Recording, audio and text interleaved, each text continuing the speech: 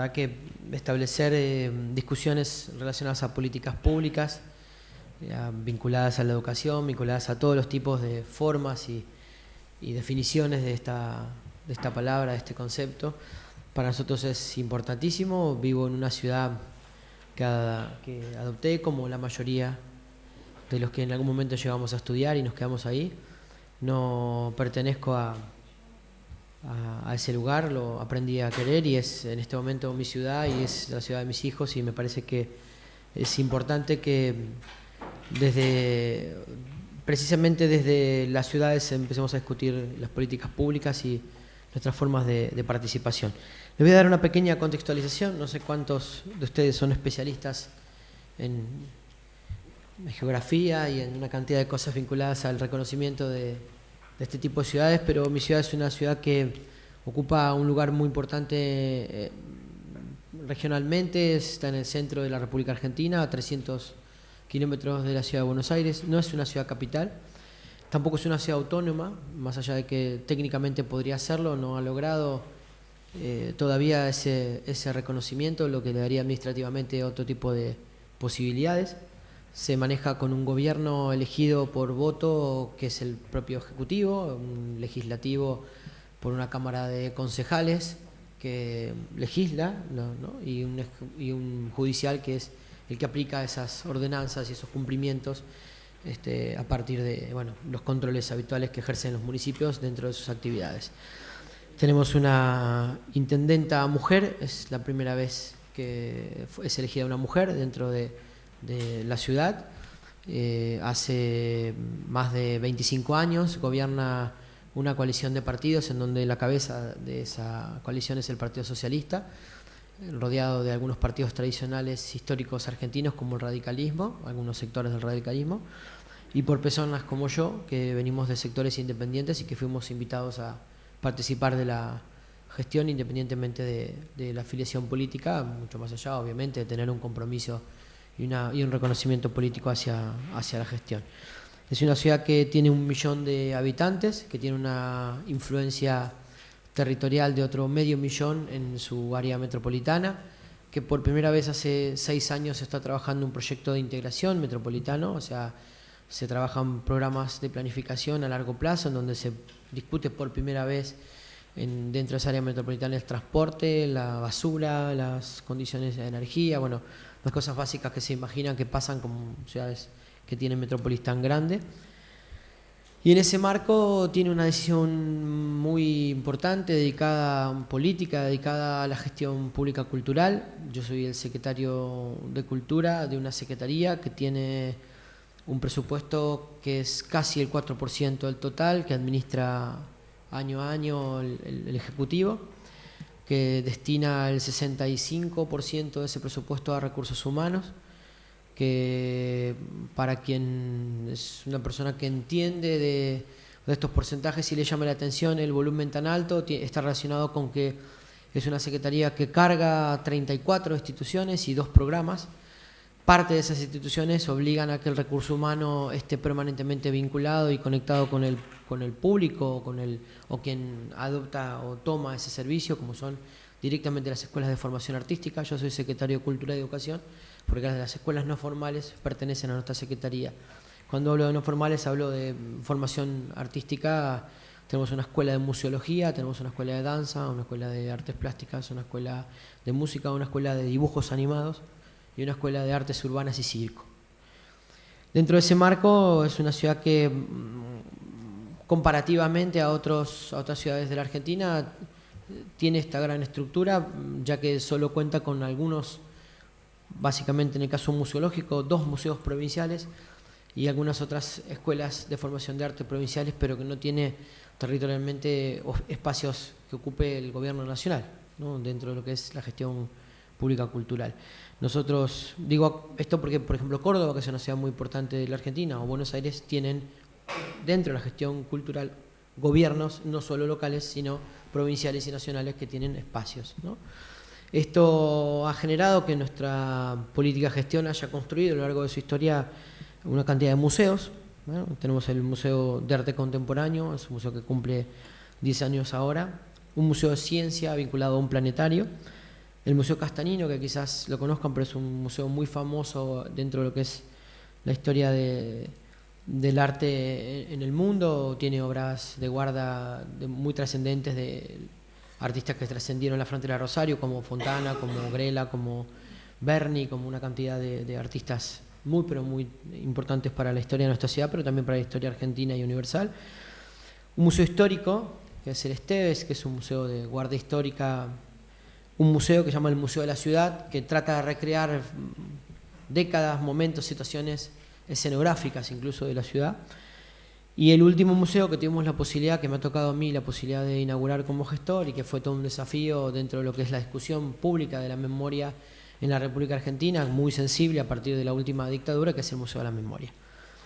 Voy a dar un pequeño contexto histórico. La mayoría de ustedes sabe qué pasó en la Argentina entre el 76 y el 83, pero por si alguno acaba de llegar, ¿no? Se quedó dormido un tiempo y se acaba de despertar.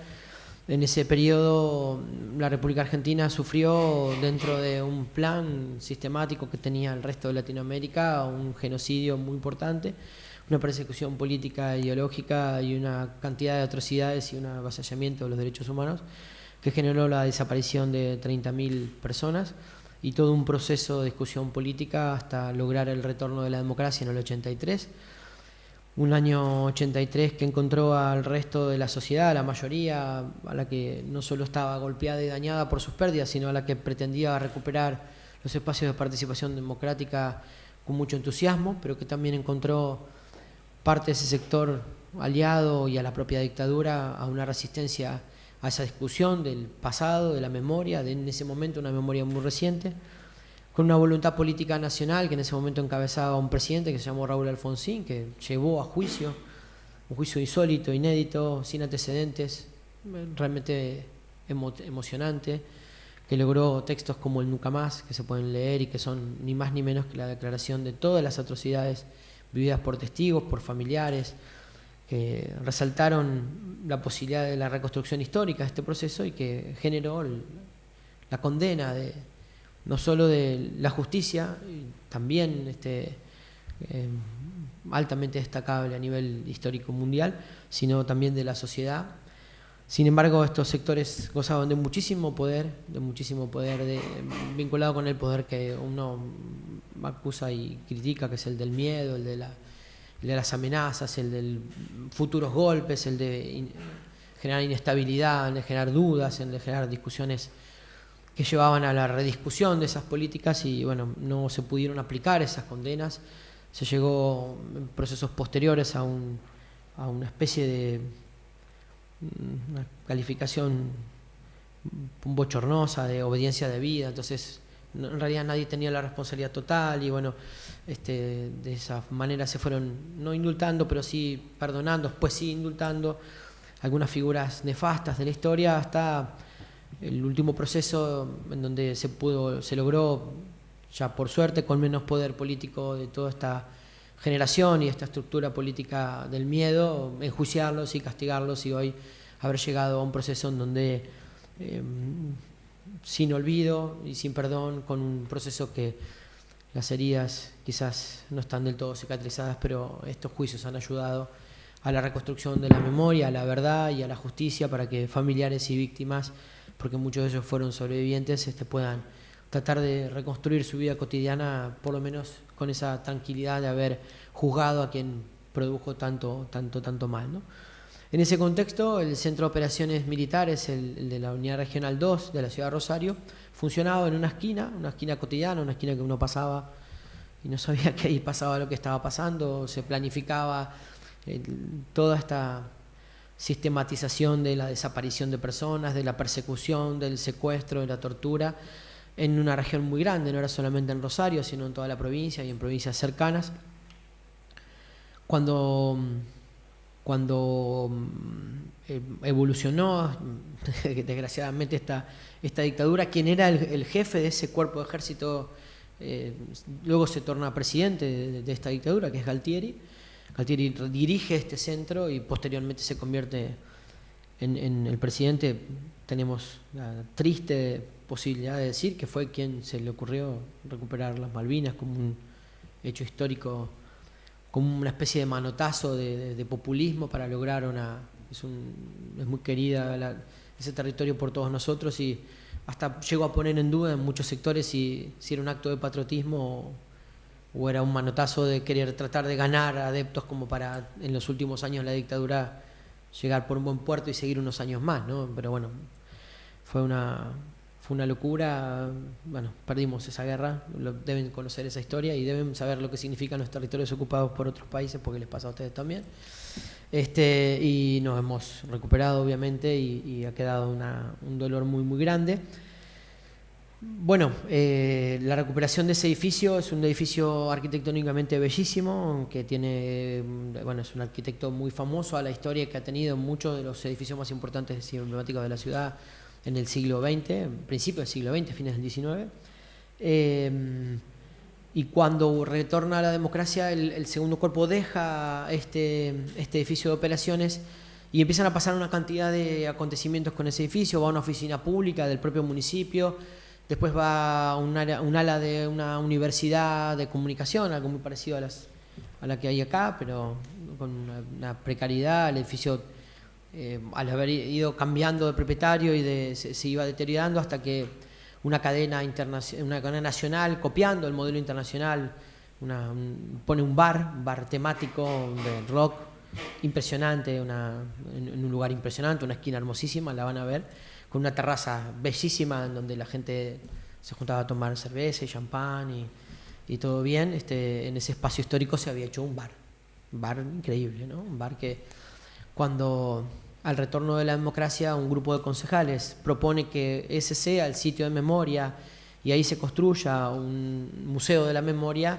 empezaron discusiones políticas más globales, que el cuerpo entero de concejales, excepto creo que fueron 2 abstenciones y un voto en contra, se logra la votación, y posteriormente un trámite provincial, porque las expropiaciones dependían también del gobierno provincial, se logra la expropiación del edificio. Pasaron la suficiente cantidad de tiempo como para que el bar esté funcionando y sea un éxito, ¿no?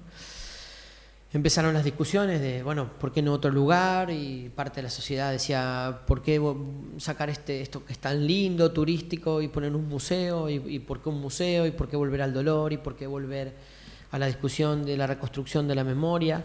La mayoría de los que estamos acá, si nos ponemos a pensar así y decimos cuál sería o cuál sería qué haríamos en un sitio de memoria, la mayoría probablemente apelemos a asociar la memoria con ese dolor o al reflejo, a la representación o a la valoración, de tratar de ser tan justos que ese dolor se pueda llegar a ver a quien visita ese lugar, ¿no?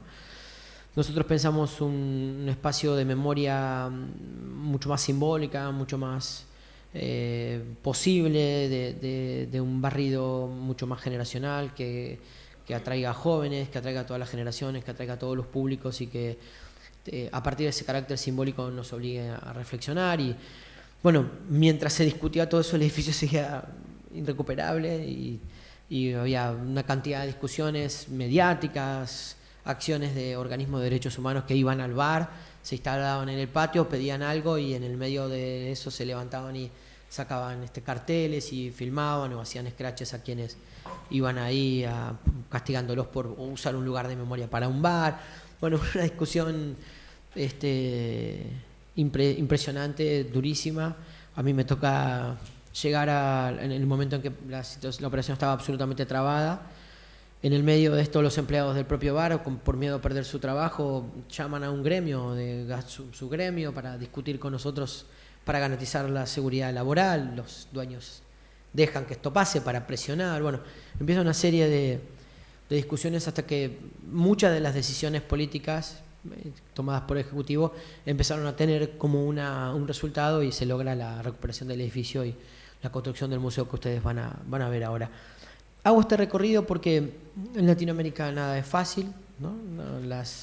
Los vaivenes de las políticas públicas están afectadas. Cuando cuando recuperamos la democracia tenían un perfil esas discusiones, cuando llegó el neoliberalismo tenían otro perfil. Latinoamérica significaba otra cosa. Hablar de Latinoamérica parecía como malo, ¿no? Ahora tenemos gobiernos muy aliados que hablan de una recuperación de una Latinoamérica total, con una discusión política muy consensuada, volvemos a reivindicar a Latinoamérica y así, ojalá nunca cambie esto porque yo estoy de acuerdo con esa Latinoamérica y no con la neoliberal que planteaba otro tipo de cosas, pero en esos vaivenes la historia siempre fue acompañada por un ejecutivo en la ciudad que al tener tantos años del mismo signo político tuvo una constancia y un predicamento y una decisión tajante de la recuperación del edificio y de la construcción del Museo de la Memoria que finalmente lograron el objetivo. Lo que voy a hacer es, no pienso como el señor que se fue, o sea, yo puedo contar todo esto, pero si no ven el museo no saben de qué estamos hablando y no sé qué les pasa a ustedes, pero cuando yo era chiquito todo lo que me contaban me lo imaginaba mucho más grande de lo que era, por ejemplo, y ahora de grande todo lo que me cuentan me lo imagino mucho más chiquito de lo que es. Entonces no hay forma de imaginar y la mejor forma de empatar los imaginarios es viendo lo mismo, ¿no?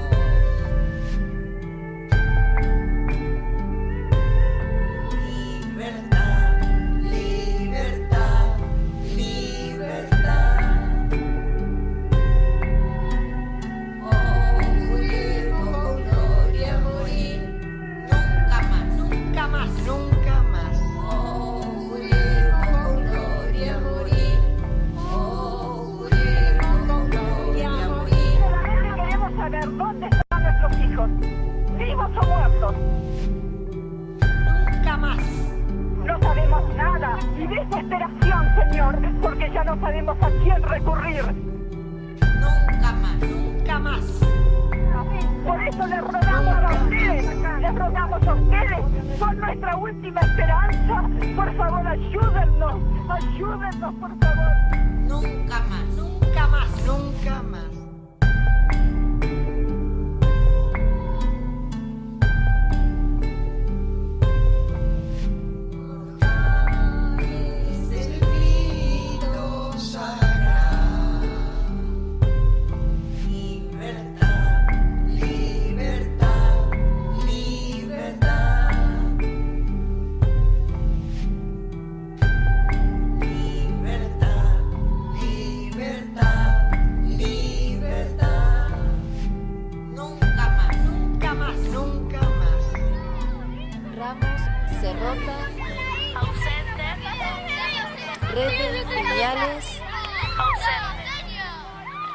Gonzalo Javier Rellardo Tolosa. Presente. Matías Ángel Rellardo Tolosa. Presente. Reinhold Sieber. Repetur Carriquiborde. No está. Robles Pasatir. No vino. Rochisten Tauro. Presente. Rodríguez. No vino. Rodríguez Baccarini. Rogerone Masri. Ausente. Rojas, Gómez, Ausente, señorita. Roldán, Garabuzo, Ausente. Romero, Britos, Ausente. Randoleto, Bermejo, No vino. Sebastián, Rosenfeld, Marcuso, Rossetti, Ross, Tatiana Mabel Ruarte Britos, Presente, señorita. Laura Ruiz Dameri, Presente, señorita. Marcelo Mariano Ruiz Dameri, Presente. María de las Victorias Ruiz Dameri, Presente.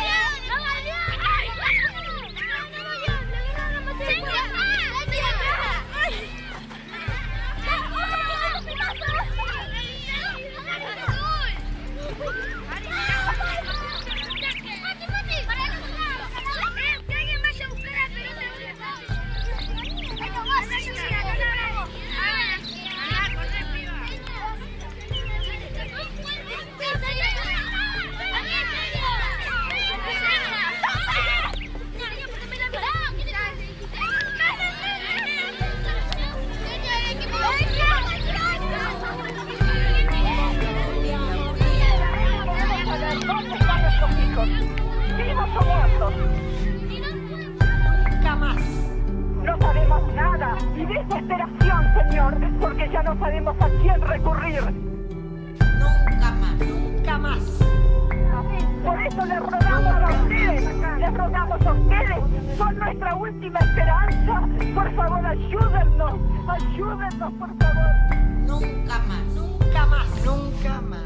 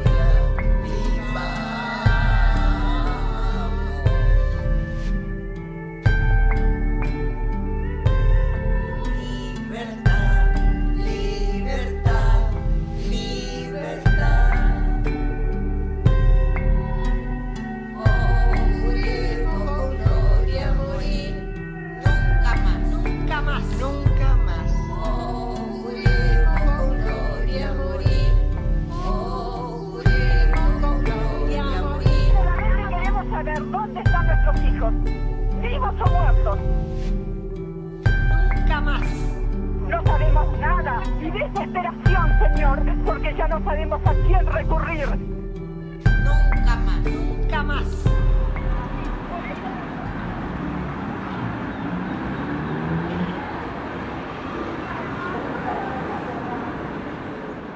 Estamos permanentemente generando el atractivo a través de las muestras y de las actividades a que la gente que cree que solo va a encontrar esto, ¿no? Es un museo extremadamente exitoso para quienes no son de nuestra ciudad, extremadamente exitoso para los jóvenes. Tenemos el año pasado terminamos con 17.000 jóvenes que fueron a visitar el museo en actividad escolar. Tenemos una gran asistencia los fines de semana de gente que viene a nuestra ciudad. Y es como una exigencia permanente tratar de lograr que nuestros propios conciudadanos entren. ¿Por qué? Porque para muchos es un sitio de dolor, para otros es un sitio en donde creen que van a encontrar lo que ya saben, porque no deja de ser una historia para muchos reciente, y para otros este simbolismo le puede llegar a afectar y a dañar su sensibilidad y deciden no entrar.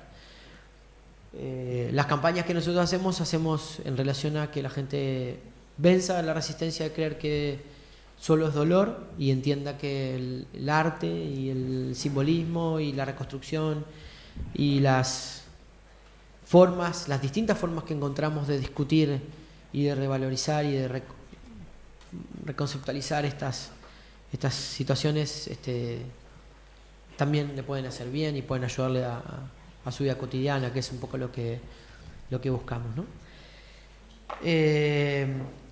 No podíamos quedarnos solo en esto, entonces empezamos una cantidad de programas para atraer esos jóvenes. No se ve una de las cosas más bellísimas que tiene el museo, que es un auditorio, que es una sala, que es una especie de cátedra abierta, no como esta, pero libre, en donde se presentan libros y se hacen cátedras y charlas universitarias, incluso en proyectos de organizaciones sociales, en donde se habla de política, de memoria, de cultura, y en donde también se empezaron a trabajar muchísimos conceptos de la memoria actual, de la construcción de la memoria actual. Vivimos en una ciudad en donde antes, con orgullo, nos comparaban con la Medellín cultural, y ahora, con mucho dolor, nos comparan con la Medellín violenta.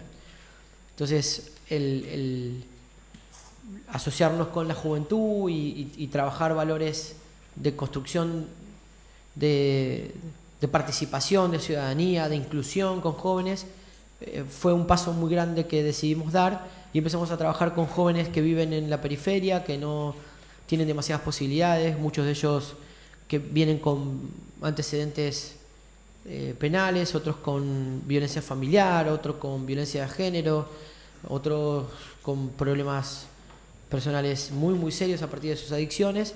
Empezamos a generar documentos de memoria por ellos, nos empezamos a capacitar y empezamos a lograr que ellos empiecen a construir su historia, y que la historia que venga y la memoria que se construya en lo colectivo no sea, como dice un autor argentino, que la historia la escriben los que ganan, que no sean escritas solo por los que ganan, sino que por todos los que participan, y que los jóvenes tengan la posibilidad de generar sus propios documentos.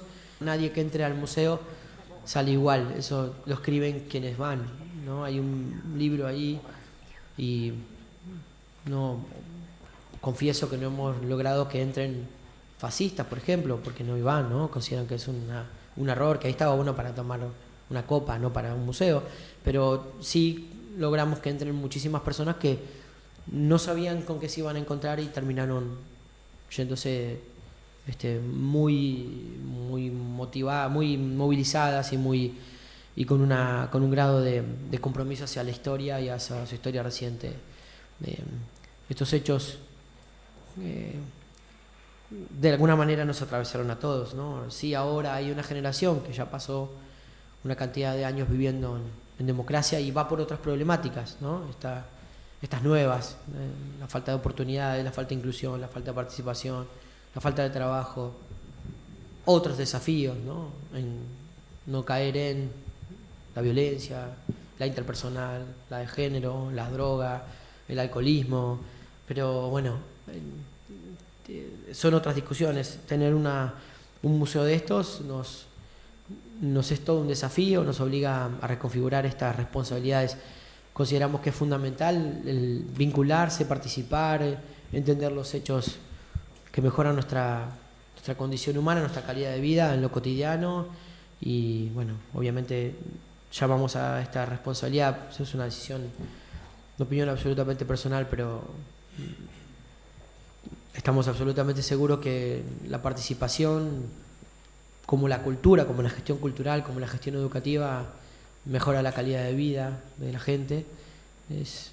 Hay una mejor salud cuando hay una mejor cultura, y todo cambia a partir de sentirnos partícipes, activos, invitados, acompañados, queridos. Entonces,